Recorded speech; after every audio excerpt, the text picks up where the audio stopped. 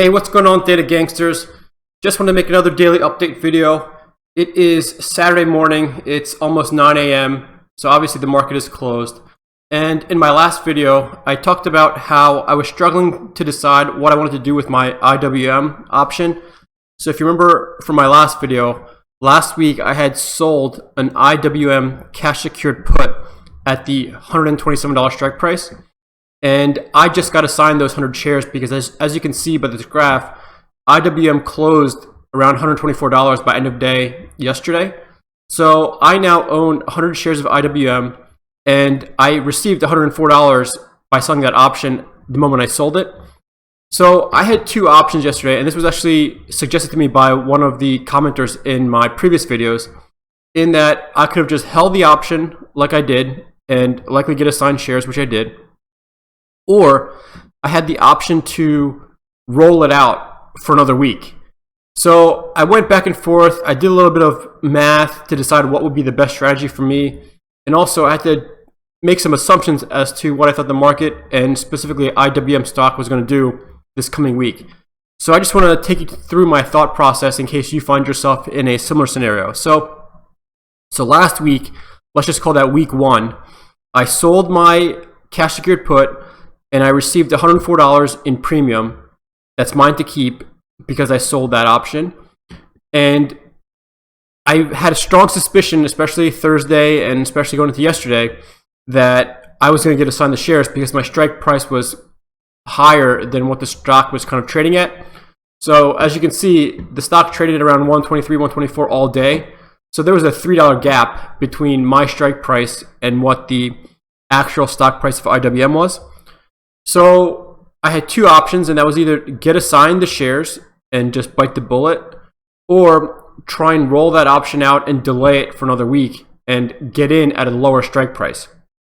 So I did some of the math by looking at some of the numbers.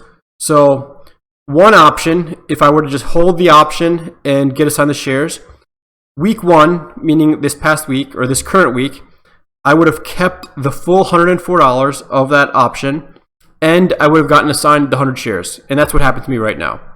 So now next week or week two, my next step would be to sell covered calls on those 100 shares that I have now.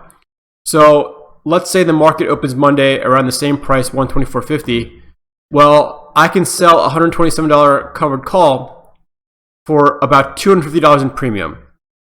So now my gameplay is Monday morning, potentially, let's sell this covered call, and then I would make another $250 immediately on Monday. So then we wait until Friday, because this option would expire May 22nd, this coming Friday. And if IWM is above 127, my shares are called away, and that's kind of the dream scenario for me, because now I've kept $104 from this week. I would keep $250 from next week, and my shares would get called away. So now I'd be pure cash in terms of that investment. The other scenario is I sell this contract, keep the $250, but IWM still is trading below 127. So I still own 100 shares of IWM, but now I've made a total of $354 of profit over the past 2 weeks, meaning last week and this coming week. And then, let's just say IWM is still hovering on the 124 price week three, meaning 2 weeks from now, then I would just do the same thing. Sell another covered call for, let's just say, roughly $250 and just keep repeating the process until IWM finally gets called away. Now, the risk in this situation is, let's say IWM all next week just keeps going down. So let's go into 120, 115, 110, who knows? Let's say the market just crashes. Well, I can't really sell. I could sell the $127 strike price, but if the underlying price, if IWM stock price keeps going down, then as you can see, the farther out of the money I go, the less premium I'll collect. So let's say IWM goes to 115 by end of day next Friday. My premium for the following week may only be like 20, 30, 40 bucks, which is not really worth it. So at that point, I can either not take any risks and just keep selling for low premiums, because in case IWM just skyrockets, I don't want it to blow past my low strike price, and get called away and essentially take a loss in the stock. plus or minus any premium I may have collected along the way. The other option is, let's say IWM goes down to 115, for example, by Friday, next Friday. Well, if I want to collect a decent amount of premium, I could sell a $120 strike price covered call the following week and collect a couple $100 in premium. But again, that risk now is, let's say that third week, IWM skyrockets to 123. Well, I just sold a $120 strike covered call, so my shares are going to get called away, and I'm going to have to sell them at $120 a share, which is a loss because I own these shares at $127. So I would essentially get a $7 loss per share times 100 shares. So that's the risk you have to kind of factor in terms of your risk-reward ratio.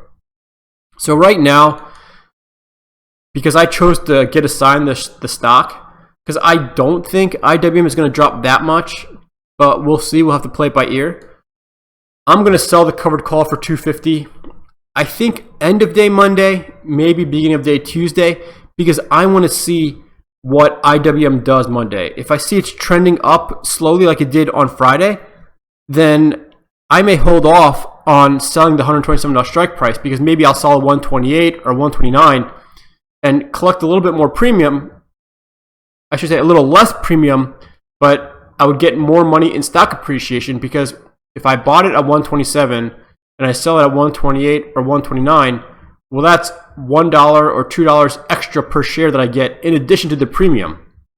So, for example, at 127, since I bought it at 127 and I would sell it at 127, I'd only get to keep $249. If I sold the $128 covered call, well, I'd keep $204, right? Because that's a lower premium because it's farther out of the money. But I would have to keep $1 per share in stock appreciation. So that's $100 extra per contract. So I'd actually make $304. So that's $50 more total by selling at $1 higher strike price. So I think what I'm going to do is just wait for at least a day, at the bare minimum till end of day Monday. Because the other scenario is, let's say some good news comes out this weekend and IWM opens pre-market already above 127. Let's say it opens Monday pre-market 129, 130. Well, shoot, I could just flat out sell my 100 shares at $130 because I don't need to sell an option. I own these shares at $127, and if IWM just skyrockets already above that strike, or above my cost basis, I should say, well, I can make an easy $3, for example, if it's at $130, I can make $3 per share in a matter of minutes. That's $300 profit for holding the stock for a couple days, and I don't have to have that money tied up now for the whole week. I can put that money to use again in, let's say, AMD options or some other stock options. So I think I made the right choice. Now, in terms of rolling options, my other kind of big pathway was I could buy my option contract back, meaning buy the $127 strike put for a loss, right? Because it's now in the money. And I could then roll that option by selling a, for example, $120 strike price put for the following Friday. So I would take a big loss by buying the initial option back, and then I would recoup some of that money by selling a lower strike price option for the following week. So I did the math throughout the day based on the option premiums, and if I had waited till the end of the day, Friday, I could have profited about $60 by rolling the option out. Now, that sounds great in theory, but what that essentially means is that for tying up $12,700 of capital, I would only make $60 of profit in 2 weeks, because I have to buy back my option for last week, and then I have to sell another option for this coming week at, let's say, $120 strike price. Now, the nice thing is that IWM is already above $120. So that 120 strike would potentially be safe for this week. And then I would not have to get assigned any shares if IWM stays above $120 for this coming week. So that's great if you're really scared about getting shares assigned. But the downside is that you only made $60 in this case in 2 weeks. So $60 divided by 12,700 of my capital that's tied up, that would be a 0.5% return on your risk for 2 weeks. So that's roughly a 0.24% return on your risk per week, which is not great. I mean, profit is profit, right? But I think that option is good for people if you really did not want to get the shares assigned. If you're really scared about getting the stock assigned, if it wasn't a good stock, then yes, I would have gone down that pathway. But like I said, IWM is an ETF, and ETFs, given enough time, will always go back up, and there's basically zero risk of this ETF going to zero. So I was okay getting the shares assigned. And like I said, I think as long as the stock is going up or trading flat, it seems that you can make more money on selling covered calls than you do on selling the cash secured puts. Because I ended up making more money by selling my AMD covered call when I got assigned than just by selling the cash secured puts the weeks before. So that was my thought process about why I held on and got assigned the IWM shares, because I think I can make more money in the long term or in the end by running the wheel on IWM. And also, I was okay with being assigned the shares. If you're not okay being assigned the shares, then by all means roll that option out and collect a little bit of money. Like I said, any profit is still profit. You're not going to go broke making profit. And then you have a higher likelihood of not getting assigned the shares if you really don't want to hold that stock or tie up your capital. So I know this was a little bit of a longer video compared to my other videos, but if you have any questions or comments, leave them below. I know this was a lot of information, so please ask questions away, rewatch the video, slow it down, whatever you need to do. I actually took notes, and I'm reading off my notes right now just because it was so much information to process and kind of deliver it to the audience. So, like I said, please like and subscribe.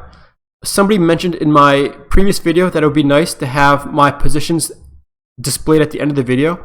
I think what I'm going to do is run a ticker at the bottom of the video that runs continuously, so you know what my current positions are as the video goes on, so you don't have to wait till the end of the video or kind of skip back and forth. If you have any other great suggestions, I really appreciate it. I'm trying to grow my channel, and you guys have been great so far. So, as always, happy trading, and I hope we all make money together.